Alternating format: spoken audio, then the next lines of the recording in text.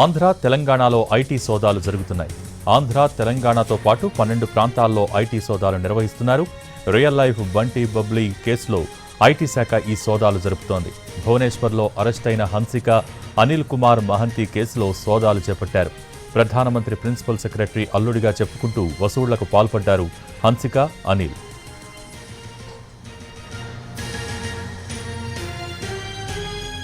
Income tax లేకుండా చేస్తామంటూ హన్సిక, అనిల్ పలు కంపెనీల నుంచి ఎడాపెడా డబ్బులు వసూలు చేశారు. ట్యాక్స్ ఎగ్గొట్టేందుకు వారికి పెద్ద మొత్తంలో లంచాలు ముట్టజెప్పాయి కంపెనీలు. 12 ప్రాంతాల నుంచి 100 కోట్లకు పైగా దోచుకున్నారు. దేశవ్యాప్తంగా పలు ప్రాంతాల్లో తిరుగుతూ ప్రిన్సిపల్ సెక్రటరీ పేరుని వాడుకున్నారు. 2 రోజుల క్రితం భువనేశ్వర్లో హన్సిక, అనిల్ను అరెస్ట్ చేశారు పోలీసులు. వారిచ్చిన సమాచారంతోనే 12 ప్రాంతాలలో ఐటీ సోదాలు నిర్వహిస్తోంది. హైదరాబాద్, ఆంధ్ర, భువనేశ్వర్, ఢిల్లీ, జార్ఖండ్లోని 12 ప్రాంతాల్లో సోదాలు జరుగుతున్నాయి. వసూళ్లు చేసిన డబ్బులతో లగ్జరీ లైఫ్ను ఎంజాయ్ చేశారు ఇద్దరు.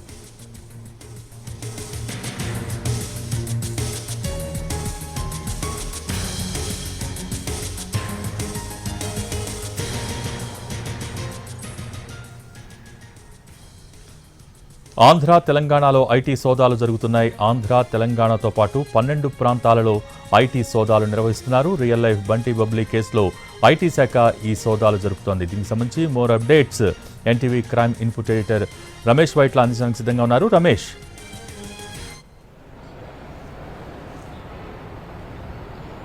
ఏదైతే దేశవ్యాప్తంగా సంచలనం సృష్టిస్తున్న బంటి బబ్లీ కేసులో ఐటీ సోదాలు చేస్తున్నారు. మొత్తంగా 12 ప్రాంతాల్లో ఐటీ అధికారులు సోదాలు నిర్వహిస్తున్నారు. అటు ఆంధ్ర, తెలంగాణ, ఒడిశా, జార్ఖండ్, ఢిల్లీ మొత్తం 5 రాష్ట్రాలకు సంబంధించినట్లయితే 5 రాష్ట్రాల్లో 12 ప్రాంతాల్లో ఈ సోదాలు చేస్తున్నారు. అయితే ఈ బంటి బబ్లీ వ్యవహారం చూసినట్లయితే ప్రధానమంత్రి ప్రిన్సిపల్ సెక్రటరీ పీకే మిశ్రా అల్లుడుగా చెప్పబడుతున్న అనిల్ కుమార్, హన్సిక వీళ్ళిద్దరు కలిసి దేశవ్యాప్తంగా తిరుగుతూ దేశవ్యాప్తంగా లావిష్ లైఫ్ అనుభవిస్తూ దేశవ్యాప్తంగా ఉన్న ప్రముఖ కంపెనీలు కావచ్చు, ప్రముఖుల దగ్గర నుంచి పెద్ద మొత్తంలో డబ్బులు వసూలు చేశారు. ముఖ్యంగా చూసినట్లయితే ట్యాక్స్ లేకుండా చేస్తామని చెప్పి కూడా పెద్ద మొత్తంలో డబ్బులు వసూలు చేసినట్లు అధికారులకు వచ్చిన సమాచారం. అయితే ఈ సమాచారం మేరకు భువనేశ్వర్లో 2 రోజుల క్రితం ఇటు బంటి బబ్లీగా చెప్పబడుతున్న హన్సిక, అటు అనిల్ కుమార్ మహంతిలను ఇద్దరిని కూడా అటు భువనేశ్వర్ పోలీసులు అరెస్ట్ చేయడం జరిగింది. అరెస్ట్ చేసిన తర్వాత అటు ఈడీతో పాటు, ఐటీతో పాటు అటు విజిలెన్స్ కు మొత్తంగా 3 శాఖలు కూడా ఎప్పటికప్పుడు సమాచారం ఇచ్చారు. అయితే సమాచారం మేరకు ఇవాళ ఉదయం నుంచి కూడా అటు 12 ప్రాంతాల్లో ప్రస్తుతానికైతే సోదాలు నిర్వహిస్తున్నారు. అయితే దీంట్లో చూస్తే అటు హైదరాబాద్ లో మొత్తం 4 ప్రాంతాల్లో సోదాలు చేస్తున్నారు. ఆంధ్రాలో 2 ప్రాంతాల్లో చేస్తున్నారు.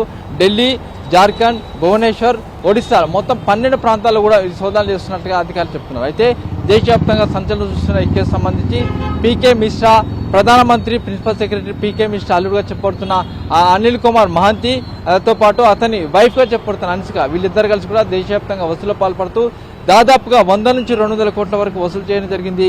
ఈ వసూలు చేసిన డబ్బును మొత్తాన్ని కూడా అధునాతనమైన విల్లాలతో పాటు, అధునాతనమైన బిల్డింగ్స్తో పాటు అధునాతనమైన మొత్తం లావిష్ లైఫ్ను అనుభవించారని చెప్తున్నారు. అయితే వీళ్ళు మొత్తానికి దేశవ్యాప్తంగా తిరుగుతూ ట్యాక్స్ ఎగొడతాం అంటే ట్యాక్స్ లేకుండా చేస్తామని చెప్పి పలు కంపెనీలు కావచ్చు, ప్రముఖ వ్యాపారవేత్తల దగ్గర నుంచి వీళ్ళు డబ్బులు వసూలు చేస్తారని చెప్పి కూడా ఇప్పటికున్న సమాచారం. అయితే ఈ సమాచారం వరకు ఐటీ అధికారులు దేశవ్యాప్తంగా 12 ప్రాంతాల్లో ఇప్పటికీ సోదాలు ప్రారంభించారు.